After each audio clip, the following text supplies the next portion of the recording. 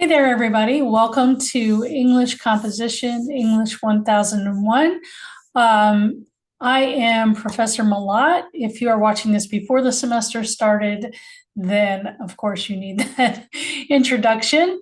However, if you're watching it after we've already met, then you know who I am. So let's get to it. I am taking this time to go over our course syllabus. So I'm sharing my page here. So what you see on the page here is English 1001-012. I have a second course session. The 012 session meets on Tuesdays, and my second session, 015, meets on Thursdays, but the syllabi are the same. The only thing that changes a little bit are the course meeting dates, which is reflected in the downloadable course schedule. So everything else should pretty much be the same. So I want to go over the syllabus. I didn't want to take up valuable class time when we're meeting in person to go point by point through the syllabus. So I apologize in advance if this video is a little lengthier. I will try not to ramble on. I have a tendency to ramble on when I go through these documents, but I will just try to hit the highlights here so you don't get super bored 5 minutes into the video. It'll probably be about 25 to 30 minutes based on a video that I recorded earlier for a different class.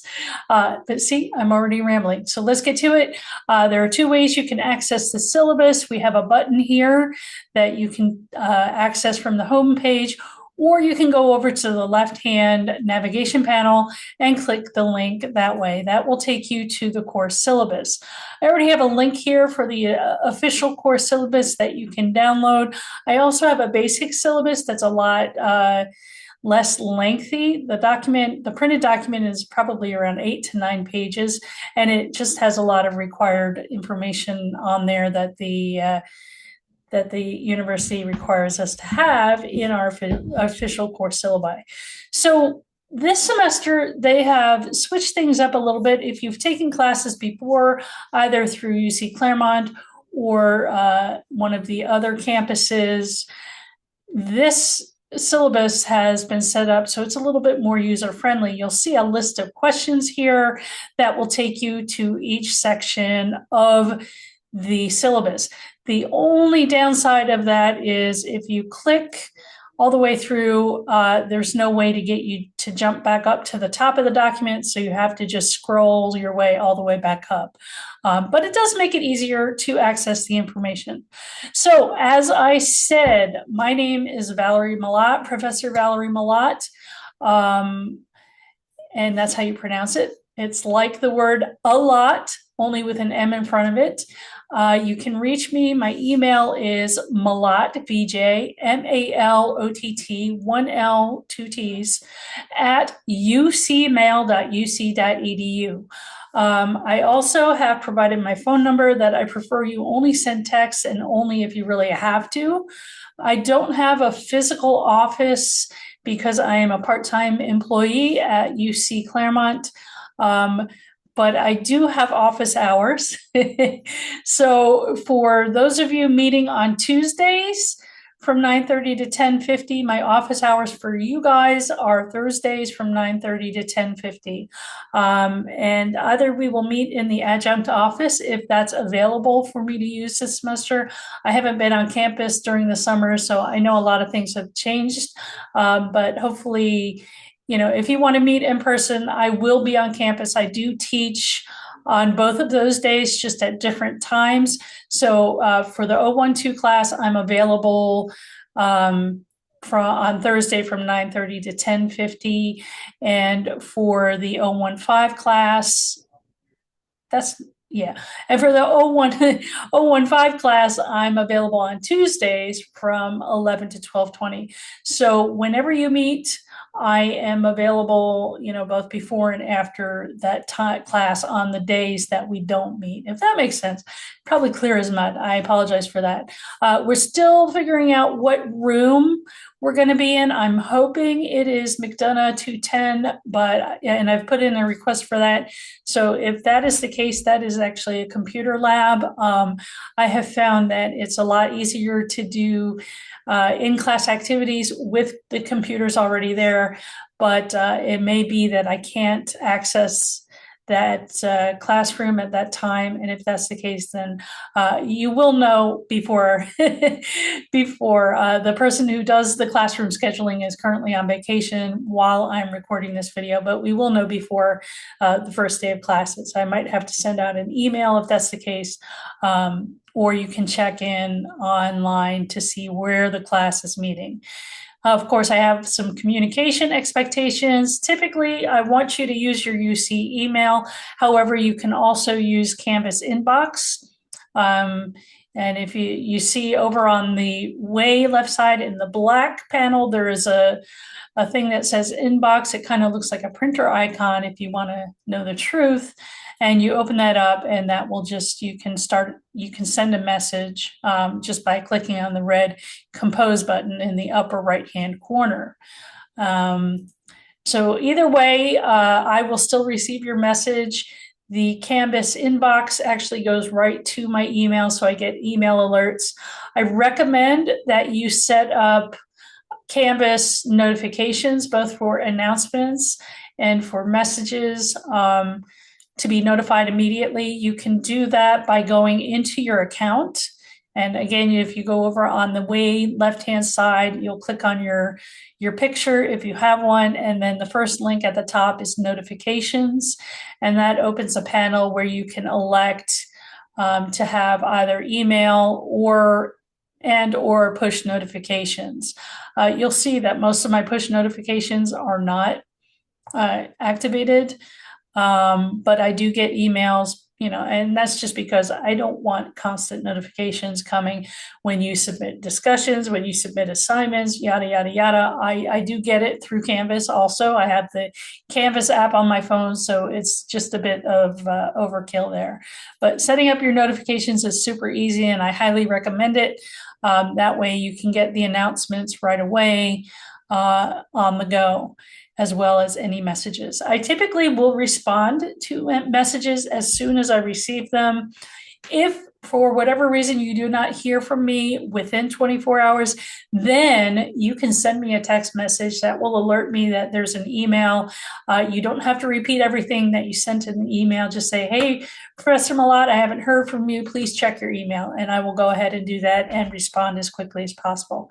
On the weekends, it may be a little bit longer, but typically I do respond right away if I'm not busy with something like teaching or driving somewhere. I will respond as soon as I possibly can. So for any kind of appointments, if you need to meet me with office hours, you can usually talk to me before or after class. I am there on campus early, and I will stay after class, for those set office hours. However, I can also do it virtually. So if you want to do it virtually, I teach Tuesday and Thursday, so Monday, Wednesday, Friday are best for me, but also any day in the afternoon or evening, usually after about 2 p.m., I'm available. Weekends I can do in a pinch. I prefer not to, just because we all want our weekend time, but I can do it in a pinch. So what is the class about? You can read all about it. We have some course learning objectives. So we'll be doing some analyzing of rhetorical situations by examining audience, purpose, and context. We will also compose multiple genres, blah, blah, blah. Use inquiry-based research practices. That just means creating research questions to help identify potential gaps, conflicts, or new ideas in an existing conversation about a topic that we are going to research. Of course, research is a real key to this first year writing class. So you'll be learning how to locate, evaluate, and synthesize or combine together source material. And lastly, you will be able to articulate what you know about reading, research, and writing processes and how those things apply in various contexts, both academically and in your careers. So that's a broad overview of the course. The format of the course is a little bit different. This is considered a hybrid course. However, it has a required in-person attendance on UC Clermont campus once per week. So if you are in section 012, that means you'll be meeting on Tuesday mornings. If you're in section 015, that means you're required to be on campus from 11 to 12:20 on Thursday afternoons. So I know that's not a true hybrid. A true hybrid would be where we're in a hybrid classroom, and the hybrid classrooms have cameras set up in the corners and it's all microphone in it. So students can either choose to come to campus or they can stay at home and access through Zoom. We are not doing that. I am not set up to do that. This is where you come to class one day a week. The rest of the stuff will be able to do that online. So if you need a course to accommodate 100% virtual attendance, I recommend that you find a section of the class that is 100% DL, right? That is distance learning or asynchronous online delivery mode. Prerequisites, you should know all about that. Breadth of knowledge and general ed baccalaureate competencies. English composition is the first of two required classes that you take, English 1001 and English 2089. So you can read more about that. Materials and technology. The good news is you don't have to buy a textbook for this class. Everything will be provided online. Either we'll have links to materials as well as PDFs and PowerPoint presentations. It's recommended, required. While I will try to get a classroom that has computers, it's not a guarantee. So if that happens, if it happens that I can't get that, I will at least schedule times when we're doing in-class peer review to be in a computer lab.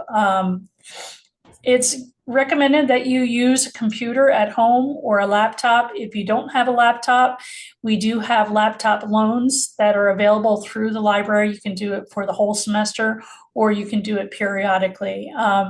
It really is not the best if you try to use your phone to compose and format work for submission. In a pinch, you can use a tablet, but the caveat there is that tablets, when it comes to peer review time, I have learned from other students who have used tablets for their coursework that they can't access the assigned peer review papers in the app on the tablet. So you can still use your tablet, but you have to go through the website, and I don't know the particulars of how you do that.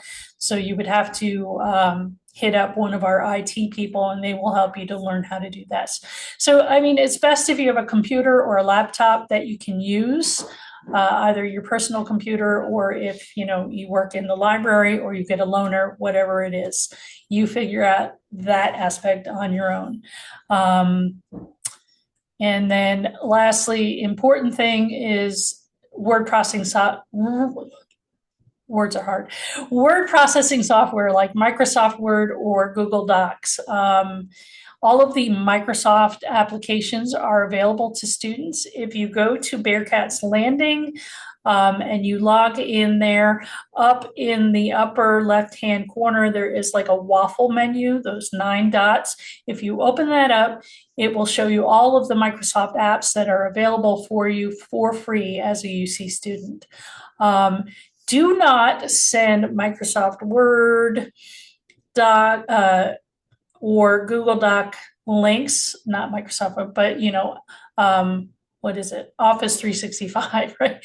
Don't send links from your personal accounts. That's not acceptable. You need to learn how to download your documents in either DocX or PDF format. And this also goes for Mac people. Canvas and Pages don't play nicely all the time, so sometimes it's difficult for me to access your document. And so to save time and to save me the work of having to request things from you that should have been done in the first place, just learn how to download and save your documents as either Word docs or PDF files, and then you can have them in an acceptable format to upload into the Canvas system. Lastly, Canvas for Students app. It's available for both Apple and Android devices, tablets, as well as phones. I recommend that you get this app and you learn how to sign into it using your UC credentials. That helps you to manage your time really well, keep track of things, get announcements, get all of those things that you need to do. And it's really great for shorter assignments, so things like quizzes, discussion boards, and sometimes short writes where you don't have to worry about formatting a document properly. It can be really great for a quick submission when you're on the go and you're out doing something, so you're not completely tied to your computer. So I highly recommend that you download the Canvas for Students app. You can read through the different required skills. There's lots of links that you can go through. And then we'll talk about course assignments and activities. So 40% of your final grade for this course will be comprised of the informal assignments and activities. So things that we do both in class and outside of our class meetings, things like reading responses, discussions, any kind of reflections, drafts, peer reviews, that kind of stuff, any kind of in-class group activities that we might do. And then the final 60% is the formal writing and multimodal projects. We have a series of 5, I'll call them projects because they're not all written. We will start with an introductory essay, which is just kind of a diagnostic that will help me to assess where you are with your skills. And that's only 5% of your final grade. Then the first really big essay will be your comparative rhetorical analysis essay. That'll be worth 20% of your final grade. We'll move on into research with a research essay for another 20%. And then this is the interesting part, the multimodal remix project, where you will take your research paper and turn it into a different type of product, right? So you did the written research, and now I want you to do something like maybe make a poster, do a video, some kind of audio thing. And of course, we'll talk more about that. So it's not a total new thing, right? You're taking something and you're just fashioning it into something else for a different type of audience. That'll be 10% of your final grade. And then the last 5% of your final grade is a course reflection. The course schedule, I think I will probably copy and paste it into this official syllabus just because I probably need to. I don't know. There's a whole bunch of state bill requirements that we now need to do with the syllabus. But for now, you do have access to the official fall 25 course syllabus or the course schedule. For 012, the dates, just keep in mind, again, we're going to look at the one for the 012 course here. The dates will be different for 015, at least for the meeting times, but I think the due dates are the same throughout both of the courses. And please note, there is no final exam in this course. The final submission deadline for assignments will be the Friday after our last meeting for the final week, which is December 5th. That's the Friday, December 5th.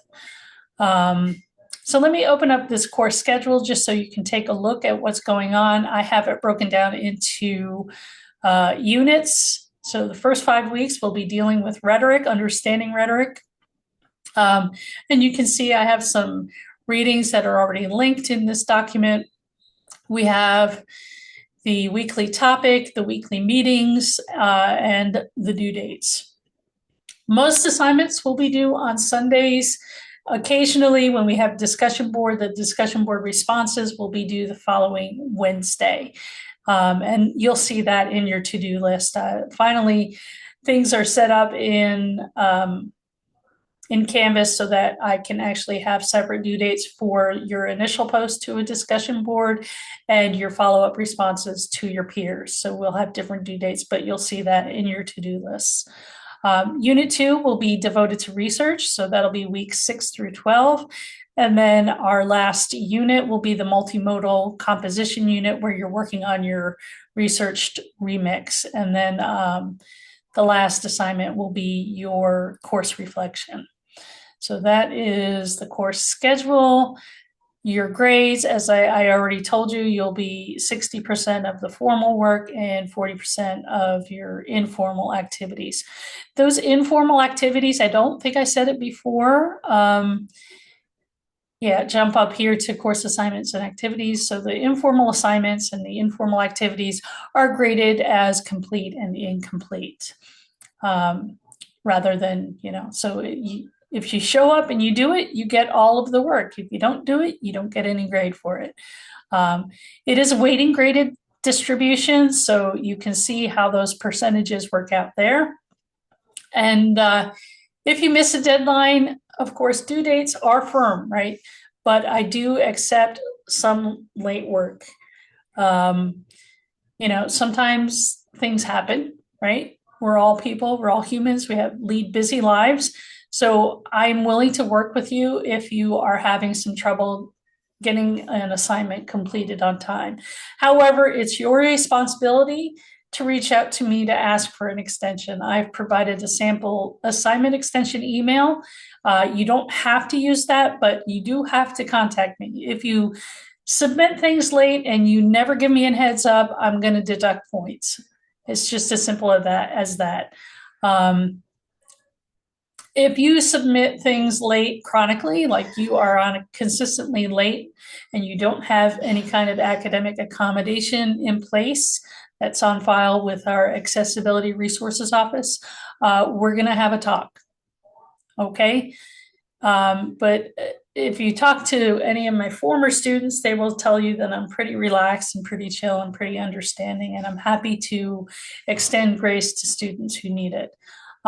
There are a couple of exceptions where I won't accept late work. One of them is if it's tied to peer review or peer response activities. It's unfair that you are going to make your classmates wait until you have things done for them to be able to complete their own assignments. And also, I won't accept anything past the last day of the semester. So that's Friday, December 5th. Beyond that, then I can't really extend any grace for you. I also won't review rough drafts, right? It says papers, but that means rough drafts in the final 48 hours before final revisions are due.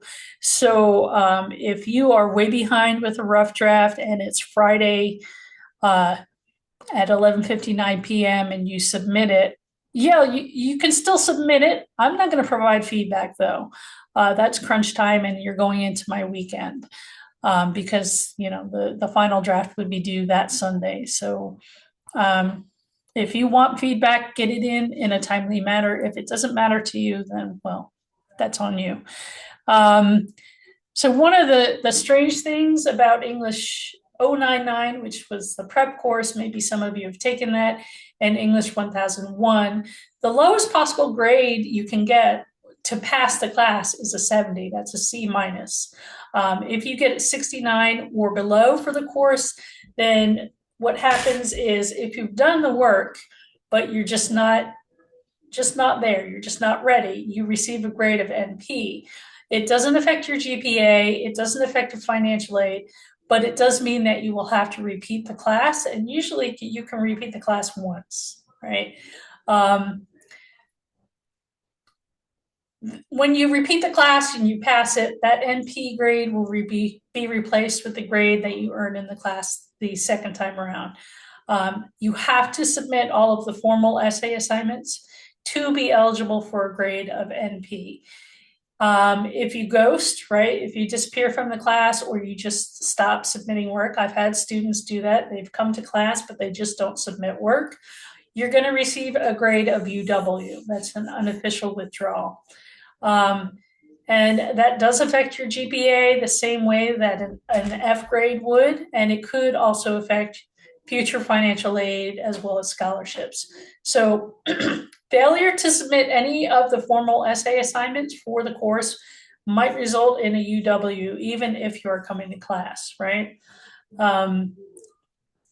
Withdrawals and drops are addressed at the dates and deadlines at the end of the syllabus.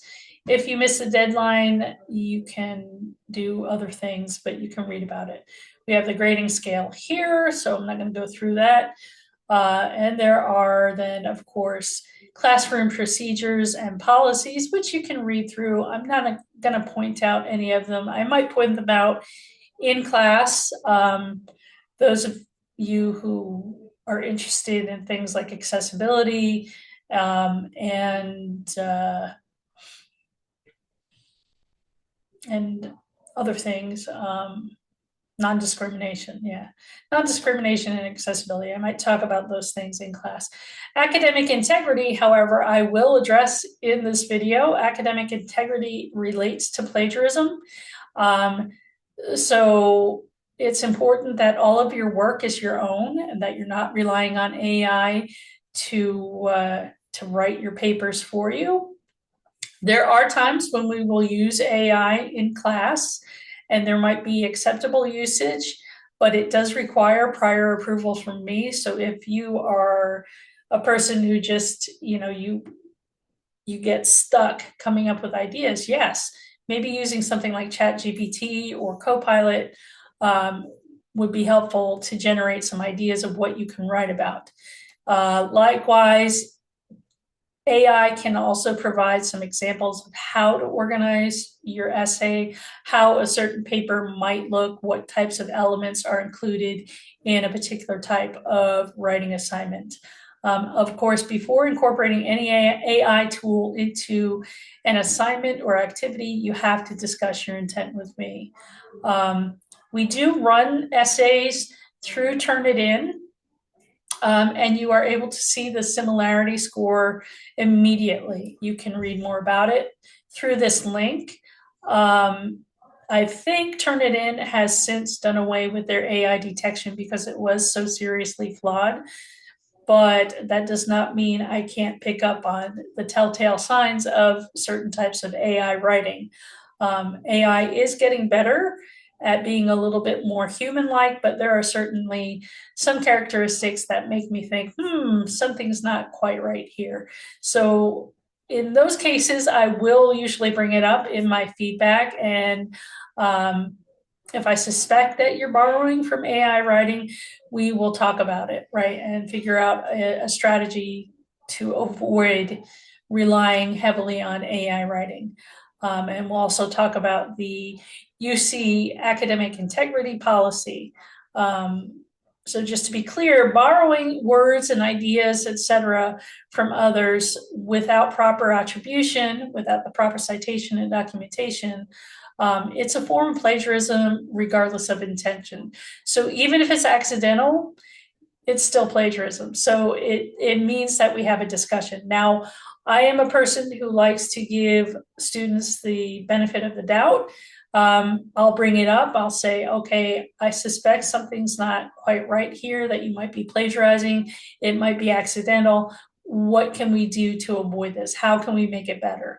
And I usually give students an opportunity to rewrite in their own words, using their own ideas, and go from there. If it's a chronic thing, if you do it habitually, then there might be repercussions, and that could be either failing the course or being dismissed from, being on academic dismissal.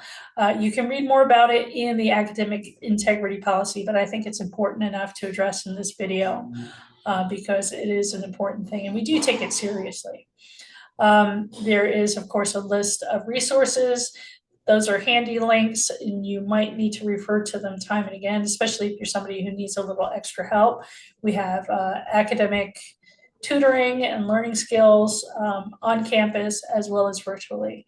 And then we have at the end here the semester dates and deadlines. A couple of dates to keep in mind. Those of you in the 012 course, when we meet on Tuesdays, we will actually have Tuesday, November 11th off. Those of you who meet on Thursdays in the 015 class will actually be affected by the reading days. So Thursday, October 9th, we will not have, as well as the Thanksgiving weekend, Thursday, November 27th. And you will see that noted in the course schedule when we meet and when we don't meet.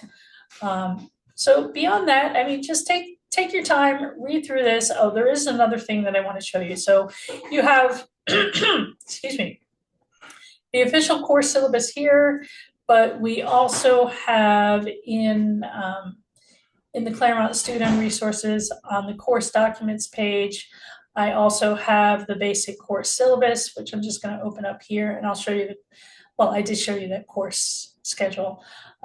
This is the basic course syllabus, which just kind of hits the highlights, what the course is about, course learning objectives, what technology do you need, how will I be graded, classroom procedures, as well as the dates.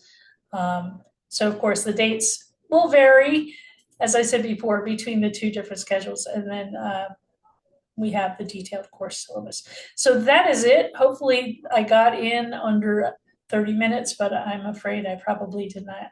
Anyway, let's have a great semester, and I really look forward to meeting you. Bye-bye.